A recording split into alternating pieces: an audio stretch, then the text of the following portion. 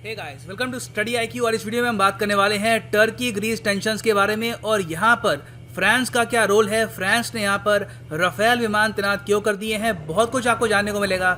So a lot to know, a lot to discuss as always. But before we begin, go to Google Play Store, download करो यहाँ पर study IQ education app और यहाँ पे आप purchase कर सकते हैं हमारा फ्लैगशिप यूपीएससी कोर्स, जिसके लिए ईएमआई ऑप्शन भी अवेलेबल है।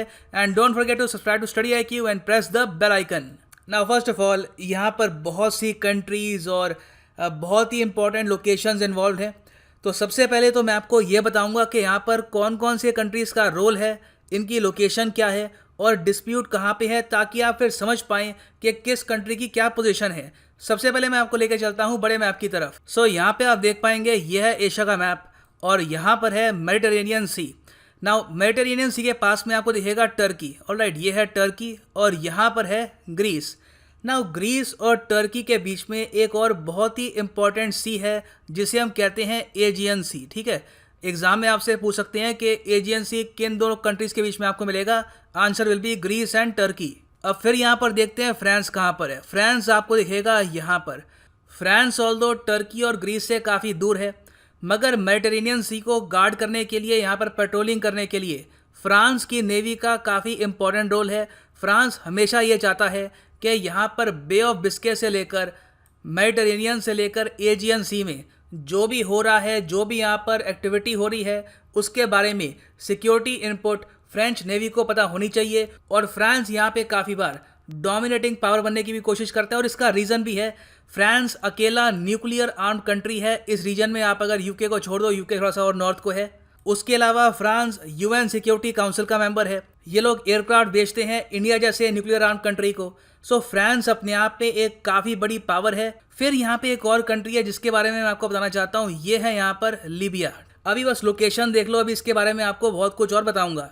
ना जो मेन डिस्प्यूट है आज के समय, वो है ग्रीस और टर्की के बीच में और इसका रीज़न भी है। देखो, पहली बात तो आप अगर मैप को बहुत दूर से देखो तो आपको लगेगा कि ग्रीस और टर्की में काफ़ी डिफरेंस है, मगर ग्रीस के एक्चुअली बहुत सारे टापू हैं जो टर्की के कोस्टल एरिया के बहुत ज़्यादा करीब है।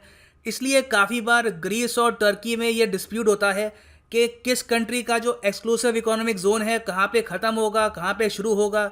और ये डिस्प्यूट काफ़ी बार हीटअप इसलिए भी होता है क्योंकि एजियन सी के आसपास का जो ये रीजन और साइप्रस के आसपास का जो रीजन है, यहाँ पर नेचुरल गैस और ऑयल के डिपॉजिट्स हैं। तो बहुत ही लंबे समय से डिस्प्यूट रहा है बिटवीन द टू कंट्रीज़ कि यहाँ पर ड्रिलिंग कौन करेगा। और दोनों कंट्रीज़ के बीच में काफ़ी बार सिंस एग्रीमेंट हो नहीं पाता, तो बहुत से जो मेजर प्रोजेक्ट थे बिलियंस ऑफ डॉलर्स के, जो यहाँ पे स्टार्ट होने चाहिए थे आज से 10-20 साल पहले, वो आज तक ठंडे बक्से में पड़े हैं ना। मैं चाहता हूँ थोड़ा सा ये जूम इन करके यहाँ पे आपको टापू दिखाऊं ना। आप नोटिस करोगे ये तो है पूरा टर्की का एरिया और यहाँ पे टर्की के पास जो ये टापू है ये बिलोंग करता है ग्रीस को।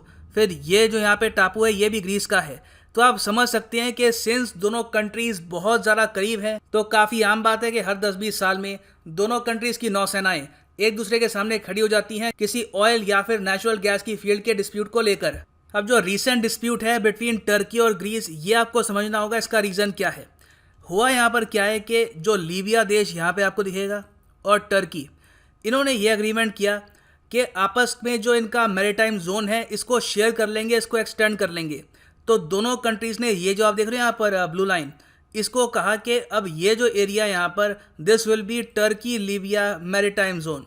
अब यहाँ पे प्रॉब्लम ये है कि ये ओवरलैप करता है ग्रीस इजिप्ट मैरीटाइम जोन को। तो इजिप्ट और ग्रीस दोनों टर्की के सामने खड़े हो गए और वो ये कहने लगे कि जो इन्होंने नया टर्की लीबिया मैरीटाइम जोन बनाया है ये इलीगल है। और इस मैरीटाइम जोन को बनाने के पीछे इनका मेन ऑब्जेक्टिव ये है कि यहाँ पर ऑयल की ये ड्रिलिंग करनी स्टार्ट कर दें, ये कहकर कि देखो ये एरिया तो अब टर्की लीबिया मैरीटाइम जोन के अंडर आता है। और टर्की ने ये इशू और ज़्यादा कंट्रोवर्शियल बना दिया 3 सर्वेइंग शिप्स यहाँ पर भेजकर। इनमें से एक का नाम है ओरुक रीस। ये रिसेंट इन्होंने भेजी है एक ऐसे रीजन में जो ग्रीस मानता है कि उनका है। अब जो ये शिप है ये यहाँ पर देख रही है कि ऑयल की फील्ड कहाँ पर है, कहाँ पर ड्रिलिंग ये कर सकते हैं। इससे पहले टर्की 2 और शिप्स भेज चुका है इस रीजन में, जिसके अगेंस्ट इजिप्ट और ग्रीस दोनों विरोध कर चुके हैं। एक तो यहाँ पे शिप है बारबरोस, दूसरा है यावूज। नाउ सबसे पहले ग्रीस की सरकार ने टर्की को डायरेक्टली ये कहा कि जो आप यहाँ पर मेडिटेरेनियन में सर्वे कर रहे हैं, जो आप ऑयल और नेचुरल गैस को ढूंढने की कोशिश कर रहे हैं यहाँ पर, ये आप गलत तरीके से कर रहे हो। अगर आपको यहाँ पे कुछ एक्सप्लोरेशन करनी है, हमसे बात करिए, हम यहाँ पर एक स्टेक होल्डर हैं। आप अगर हमको बिल्कुल इग्नोर करते हैं, हमारी जो सॉवरेनिटी है इसको इग्नोर करते हैं, तो इससे ऑब्वियसली रीजन में टेंशन बढ़ेगी। उसके बाद जो ग्रीक एम्बेसी है अंकारा में, Ankara by the way capital है टर्की का, तो उन्होंने फिर ये भी कहा कि इस इशू को ये उठाएंगे यूरोपियन यूनियन में, नेटो के फोरम पे और यूएन सिक्योरिटी काउंसिल में भी। For the time being European Union Greece के पीछे खड़ा हुआ है और इन्होंने वार्निंग दी है टर्की को कि आप लोग मेडिटेरेनियन में गैस एक्सप्लोरेशन के जो प्लान्स हैं ये अभी के लिए रोक दो, आप यूनिलैटरल एक्शन नहीं ले सकते, यहाँ पे और कंट्रीज़ के स्टेक भी इन्वॉल्व हैं। तो बहुत ही लंबे समय तक स्टेटस को ये मेंटेन था। टर्की बार बार अपनी जो शिप्स हैं यहाँ पे डिस्प्यूटेड एरिया में भेज रहा था, ग्रीस वार्निंग दे रहा था, यूरोपियन यूनियन की तरफ से वार्निंग आ रही थी। अब रिसेंटली क्या होना शुरू हो गया है कि जो वॉरशिप है ग्रीस और टर्की की, ये आपस में इतनी करीब आ चुकी हैं कि डर यहाँ पर यह है कि एक स्मॉल स्केल मिलिट्री एंगेजमेंट हो सकती है। अभी रिसेंटली यही हुआ है, टर्किश और ग्रीक फ्रिगेट्स एक टाइप की वॉरशिप होती है, ये दोनों पेट्रोलिंग कर रहे थे बिल्कुल आसपास में। अब आसपास में पेट्रोलिंग इसलिए करते हैं क्योंकि जो क्लेम्ड रीजन है बिल्कुल करीब है। तो जब ये पेट्रोलिंग कर रहे थे तो जो ग्रीक फ्रिगेट है इसने टक्कर मार दी टर्किश फ्रिगेट को, और टर्किश फ्रिगेट को यहाँ पर काफ़ी नुकसान हुआ। नाउ जैसे ही ये कोलिशन हुआ, एर्दोआन जो टर्की के प्रेसिडेंट है, इन्होंने धमकी दी ग्रीस को। इन्होंने यहाँ पर यह कहा कि अगर हमारी नेवी पे अटैक होता है तो हम पीछे नहीं रुकेंगे, हम ग्रीस पे अटैक कर देंगे। तो अजीब बात यह है, ग्रीस भी यहाँ पे नेटो का मेंबर है, टर्की भी नेटो का मेंबर है, तो दो जो नेटो मेंबर्स हैं ये आज के समय बिल्कुल वॉर की कगार पे खड़े हैं। तो फ्रांस यहाँ पे एंटर करता है। फ्रांस की यहाँ पर कोशिश ये है कि ये ग्रीस की साइड ले, मगर साथ ही साथ जो भी यहाँ पर टेंशन्स बढ़ रही है इसको काम करे, यहाँ पर स्मॉल स्केल वॉर ना होने दे। तो इसलिए फ्रांस ने यहाँ पर अपनी फ्रिगेट शिप और पास में इनके जो एक एयरबेस है वहाँ पर रफाल विमान भी तैनात कर दिए हैं। और जो इनके प्रेसिडेंट हैं इमैनुअल मैक्रों, इन्होंने ये स्टेटमेंट दिया, यहाँ पे आप देखोगे ये इनकी ट्वीट है, the situation in the eastern Mediterranean is worrying. काफ़ी चिंताजनक सिचुएशन है ईस्टर्न मेडिटेरेनियन में। टर्की का जो यूनिलैटरल एक्शन है ऑयल एक्सप्लोरेशन को लेकर, इससे टेंशन्स बढ़ रही हैं।